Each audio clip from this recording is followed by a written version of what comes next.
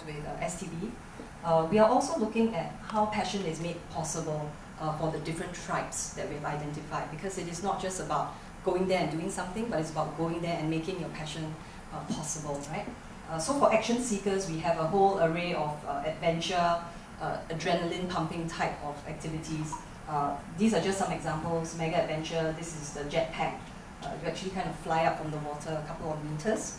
And then of course we have the wave house, where you learn to ride the waves. And this is just a sample of it. Foodie, I mentioned, we have got the experiential dining. In the beginning I mentioned experiential dining. We've got about 120 dining outlets across the island. And some of them are very unique, as you can see. This one is dining in the cable car, so great for honeymooners, great for small families. And a whole series, different types of food. So for the foodie, passion is made possible in Sentosa. And this is really, the progressor is really the MICE. These are the types of MICE activities we can do. The beaches are ours, so we can actually close off a beach. If the group is big enough and that's their requirement, we can close off a beach, do an entire beach party and beach carnival, as you can see here. And at the end of the night, depending again, of course, on budgets and all, we're able to even kind of like throw fireworks, especially for the incentive groups. We understand the requirements and the needs are really to have a unique experience. So those are the things we could do on Sentosa. And of course the Explorer, we've got lots of nature. If you guys probably didn't know this, but just 3 days ago, there were 106 hawk-billed turtles that got born in Sentosa. So the mummy turtle came and laid the eggs about 70 days ago, and it has been incubating. And just a couple of days ago, the eggs hatched, and we had 106 that we released into the ocean. So a lot of interesting nature trails, heritage trails in Sentosa that can be explored as well for the Explorer. And I mentioned, so similar to SDB, we have a calendar of events that run. And as I was talking to a couple of stakeholders over here, we realized that, I realized that you guys are very lucky. You have about 13 to 16 long weekends in the coming year.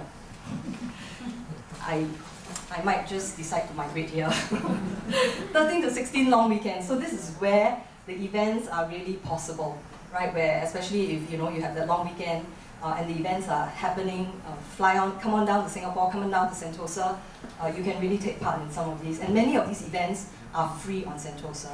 So if it's a group and they come, or if it's FIT, mostly will be FIT, they come in, they just probably have to pay for the transport in or come into the island, but the event itself is free. So we have a big inflatable carnival at Palawan Beach in March, and that's something we hope to repeat year on year. April to June is what we call our beach sports season, and we are very pleased. We also announced early this year that we will be launching or hosting the Beach Volleyball World Tour. So beach volleyball is an interesting sport. A lot of people want to watch it, and the top teams like Japan, we're trying to get Brazil down and all. So the top teams, we're hoping that they will show up here. Food. So similar to STB, we're looking at tying up with the food season in July to August. We call it Sentosa Food Festival, but that's not really the name, because you will confuse with the Singapore Food Festival. So ours is really called Feast at Sentosa. So again, featuring the 120 dining outlets.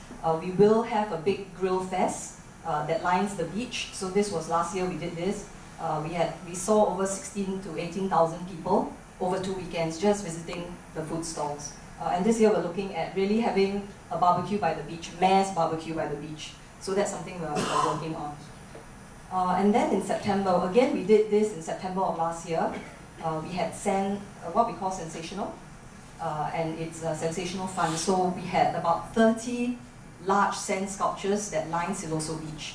And there was international sand sculpting competitions and stuff like that. So this would be something that would be very interesting again for tourists, because it's quite unique. Nowhere else in Singapore can you find it, right? So that's something that drew, for us it drew about 100,000 visitors over 3 weekends. And of course we round up the year.